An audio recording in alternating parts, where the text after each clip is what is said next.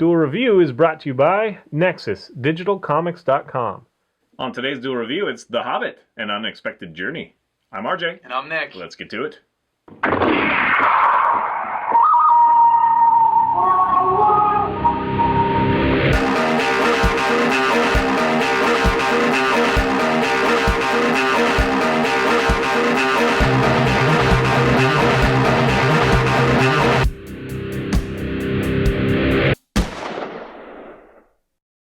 Hey guys, welcome to Friday the 21st of December. We are doing Hobbit, The Unexpected Journey. That's right. And of course, it just came out. We wanted to review it in case you're thinking about taking the fam, for Christmas, and maybe you want to hear what we have to say about it first. Well, first of all, I'm the only one that got to see it. So that's okay because Nick doesn't like The Lord of the Rings that much anyway, which is a shock to me because I loved The Lord of the Rings. I liked all three of them. I love the books. I love the movie. I love what Peter Jackson did with it. I mean, there were a few things I was like, oh, I wish he would have put, but overall, love those movies. In fact, I just rewatched them to get excited for The Hobbit. My wife has been excited for The Hobbit since she heard about it.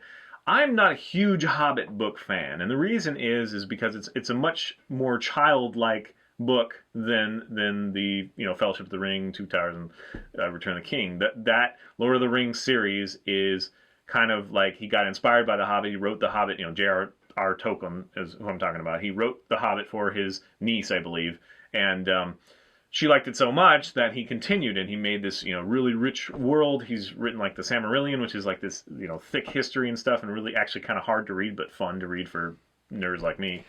And he really put his love and dedication into those Lord of the Rings books. And so The Hobbit is a fine book, but again, that tone is much more serious in Lord of the Rings, and I was worried that The Hobbit would be kind of like the Disney version of Lord of the Rings. And I was kind of right. A lot of people are saying that they love this movie, and maybe they're just really high off of getting more of the Lord of the Rings kind of thing. But overall, I was actually disappointed. Now, don't get me wrong; it's a fine movie. It is enjoyable. If you love the Lord of the Rings and you have kids and you go see it, I'm sure you'll have lots of fun. The problem is there's a couple of things. Number one is they do the same jokes a lot. Where Gandalf gets all angry and it gets dark behind him and he seems to get bigger and everybody like listens to him because he's trying to get him to stop talking or whatever. He does that. There's just a lot of things that you're like, oh, I remember that from the other movies. And, is definitely a kind of similar feel from The Hobbit to the other books, but in the movie it's just so apparent and they use exactly the same trick. And it's kind of like because this one was done after the other three, they're trying to remind you or whatever of like, it's always been this way kind of thing. And I think they do that too much. In fact, the very beginning, you see, Frodo Baggins and Gandalf and the guy who plays Bilbo Baggins as he's old. I forget his name. I think it's Ian something. And they all look much older. So it's off-putting because this is before the first one begins, and yet Gandalf looks like he looks really old. Of course, Ian McKellen has been going through a lot of struggles with cancer and whatnot. So I'm really thrilled that he's in this movie and he does really well. But you do see more age than you do in the beginning, so that's a little weird. There's nothing they can do about that really, though. So I'm not really harping on that, but I do think that The Hobbit should have been first. I think that going with The Lord of the Rings, they probably cemented their funding that way because it was, already 3 books, and so they could easily see a trilogy happening kind of thing. Whereas Hobbit, you probably wanted to make more time and would have had to split it, and it's like 1 book into 3 movies. You're crazy kind of thing, which maybe is. I don't know. But it really feels out of place. It feels, unrightfully swapped. The prequel thing doesn't work for me. Right. Secondly, after having this wonderful serious movie, this movie is so playful and quirky. I mean, all the dwarves, like there's this opening scene, and it would be interesting. I wish you had seen it because it would be interesting to see if you liked it or not, because it's more playful You were saying how Lord of the Rings you didn't like all the positive. It just seemed like, oh, they're traveling, like this is boring, kind of thing. And this is more like Disney. Like they have this one scene where they're all eating all the Hobbit's food, and he's running around like all crazy because he doesn't even know who these dwarves are. They just kind of showed up and whatever. And then the dwarves sing this stupid little song and like put the dishes away by throwing the dishes around and like bouncing them off their shoulders and stuff. And it's just like, what the hell is this? Like, this is not the Lord of the Rings that I knew. This is some dorky Disney thing. Mm-hmm. It feels like Beauty and the Beast. The dishes are alive, or I don't know. It's unbelievable, and I think it continues throughout the movie. And again, I'm really ragging on it because I wanted to like it, and I really love the Lord of the Rings, so I'm being difficult on it. It's still a great film. It's still very high caliber, and it's just that the choices they make it much more of a kid's film. And I can't help but thinking of Star Wars, where the first 3 Star Wars were like, yeah, and then the other ones were like, wow, that's really for kids, isn't it? Yeah. And I kind of feel the same way. Now, having said that, there are some really scary moments in this. The pale orc is awesome, but he's really scary. And the wargs, the way they redid the wargs is phenomenal. They look great. But again, it's different. It's disparate from the other films. So that's weird already. But secondly, it's really scary. So why throw in so many dorky like little things if you're going to have so much serious stuff in there as well? So it's kind of muddled to me. I really do think that thing is throwaway. But then the dwarves sing another song, and it's very low and dark, and it's about going underground and all this stuff, and that's a phenomenal song. It's great. It's beautiful. In fact, it's part of what they use to get Bilbo to take this unexpected journey when he really doesn't want to at first. And I buy it because it is a very soul-felt, thing. And so he starts thinking about that, and he thinks about how boring his life is, and so he wants to take adventure, and that changes his mind. So there's a lot that works, and then there's just some that throws me right out of it. I can't also help but compare it to C.S. Lewis's books, Chronicles of Narnia, and the way that Disney did those movies.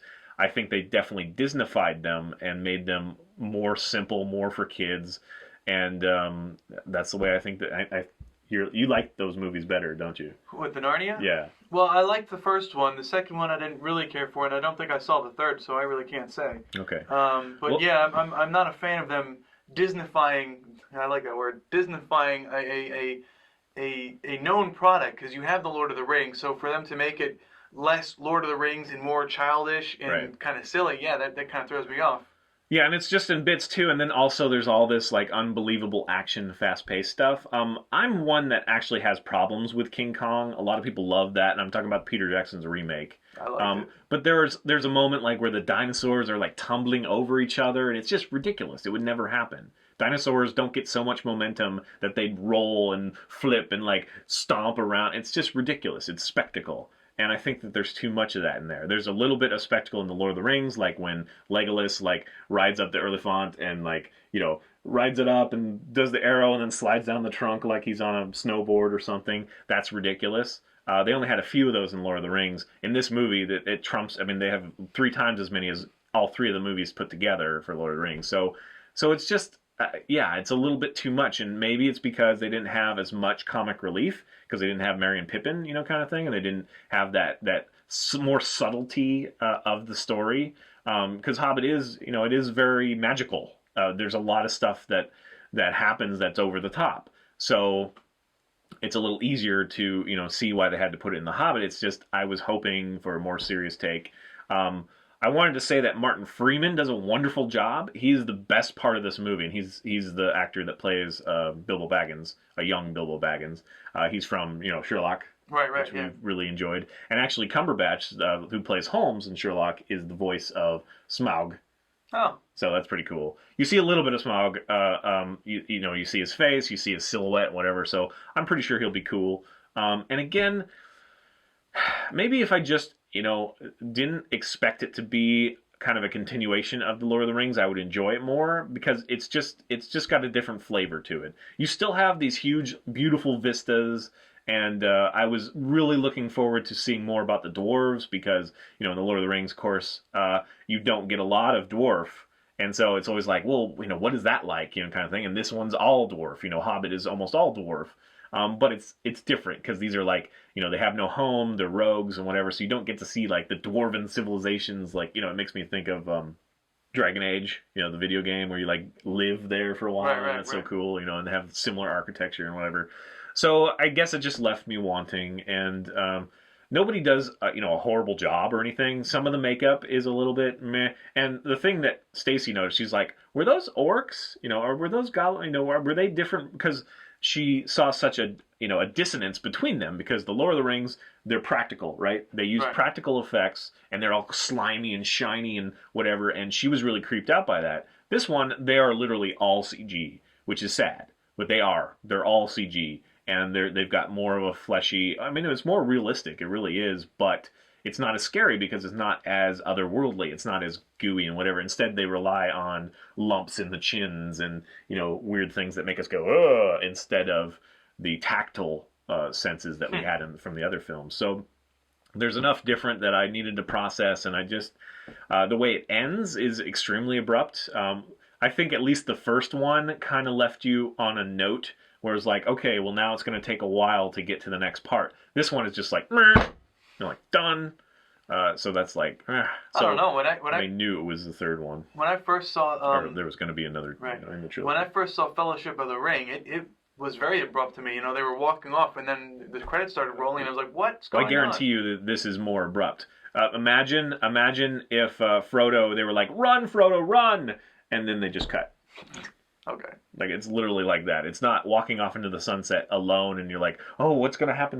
They had a decent ending at the first one. Okay. But yes, it did feel abrupt. It was like, darn it, I want more. But this one is very abrupt to me. And, again, overall, some of the dwarves are fun, but they're just too, caricature kind of. Yeah, I gotcha, yeah. They're just exacerbated, their features. Plus, they also have this thing where, like, the young dwarfs look almost like us, like regular people. And then the older dwarf, like, the older they get, the fatter their nose gets and the weirder they look, kind of thing. Huh. So I don't know why they did that. It's weird because it's like, you're not a dwarf. Like the prince, like the king of dwarfs. He's not a dwarf. That's not a dwarf. It doesn't look like Gimli. It doesn't look like any of the other dwarves. So unfortunately, I didn't love it. I do think that it's a solid movie, especially for kids, that you will enjoy, if you just kind of go and just want to have some fun. But if you're looking for a continuation like I was, you might be disappointed. Just maybe. Not many people are apparently feeling the same way or brave enough to say it, but I am. I wanted more. Yeah, I can understand My that. wife felt that way too. The biggest reservation that I had, obviously, was the Lord of the Rings was three books that they turned into 3 movies. The Hobbit is 1 book, and it's thinner than most of them, right? I don't think, if anything, I think that they rush through because they go through. It's like the new Star Wars where they cut out some of the story in order to get action stuff, and they throw some other stuff in. So I'm not really worried about that. I don't think it's going to be stretched too long. If I was a kid though, I would probably love this. I'd probably still be like, well, that's kind of stupid that they did the bounce the dishes. Nobody could physically do that, kind of thing. It's impossible. But overall, I'd probably love it. And the Lord of the Rings, again, that's what I'm saying, is like you grow up with The Hobbit, that should have come first, and then you graduate to the Lord of the Rings. That's my feeling, is like the Lord of the Rings is still going to be, stronger and more adult. So when the 3 Hobbit movies are out on VHS on DVD, Time traveled. Yeah, I don't know where I went there for a second. So the Hobbit's out, and you can watch now The Hobbit first and then Lord of the Rings. Would that be okay, or will you still know? It depends on the rest of the other 2 films. It might be like Star Wars, where I just don't watch them at all, honestly. But there was enough that I want to watch it again. I want to see it again. If my nephew comes and he wants to see it, then maybe I'll go see it again. But it might make me sad to go again, because it was just like, really? All right. It started off promising because you see Smaug and he comes in and he like burns the hell out of a dwarf, village and whatever, and it's like, okay. And then it's just about dorkiness. Dorky dwarves, which again, they are kind of bumbling, and that is part of the story. It's just to see it so bluntly different than the Lord of the Rings movies. It's just like, what was wow. the fat dwarf? They just don't fit together. I don't remember his name. They all have the crazy names. I don't even try. Right. Okay, so what? But again, Hobbit's not my favorite book either. Every time that I saw the commercials for The Hobbit and I saw the fat dwarf, I could always tell that was like a fat suit that he was wearing. You just see it all the time. Pretty much. Oh, that sucks. Yeah. So yeah. I hope that Peter hasn't lost his touch. I hope it gets serious at the end because the book does. We'll just have to see. But for now, I'm very hesitant. So. All right, guys, that's my 2 cents as a huge, Tolkien fan. Good to know. Please subscribe to our YouTube channel and tell us what you think about the movie, please. Yes. Watch a great playlist. Game Lab's been a lot of fun. Yes, it has. And please leave comments. We love comments. And you can help support us by buying our wares at spiderwolf.com. Yes, please. T-shirts, card game, short stories, art prints, and more. See you later. Oh, hooray! I feel like I pointed to you like you are Spider-Wolf. I am Spider-Man. Next up, it's Nick's favorite. Spider-Man! I feel like I pointed to you like you are Spiderwolf.com. I am Spider-Wolf. I was like, I am Spider-Wolf. where is that Spiderwolf.com? As opposed to waiting I have it freaking tattooed on me. He does. It's my company. You don't want to know where. And you don't want to know how I've seen it. Ew. The Hobbit actually has another name. I forget what the longest journey. The journey begins. Hobbit, some short dude and a wizard climb a mountain with a bunch of dwarves. Which is pretty much what happens. Spoiler! Spoiler! An unexpected journey. An unexpected journey. It's been a while since I read the book. How did Gandalf decide to meet Bilbo? Like, how did that happen? They were friends, and they needed help with Smog. I got the book right over there if you want to read it. I have a copy. I just haven't read it in a while. Actually, I have all of the Lord of the Rings, stolen from my sister. I read them all, and I enjoyed them. But I guess reading a remedial task is better than watching it happen. Because literally, in the movies, they walk, and it's like, oh, big freaking deal. In the books, there's a lot of detail about the scenery and stuff, and it's like... Really? That's why you didn't like the movies? Because they walk too much? Well, there was no real... I don't know, I just didn't care for it as much. I did prefer the books better than the movies, but even the books, I didn't care for it that much. I just have them, and I read them, and You heard it first. Nick is racist against hobbits. Yeah, actually. I love Lord of the Rings. Stupid little hairy... I love the movies. Actually, I have hair on my feet. Does that make me a hobbit? The one thing I will say is that Lord of the Rings is showing its age. When I watched it the first time, like in the theaters, it's like almost everything was believable. I mean, yes, you could tell that three-dimensional, whatever, but the 3D, it was pushing the envelope so much that it was like forgivable. Now when you watch it, it's like, he was doing that against the green screen, wasn't he? I mean, you can just tell. It's sad, but it's true. Yeah. I hope that Peter hasn't lost his touch. I hope it gets, serious at the end because the book does. We'll just have to see. But for now, I'm very hesitative. Hesitant.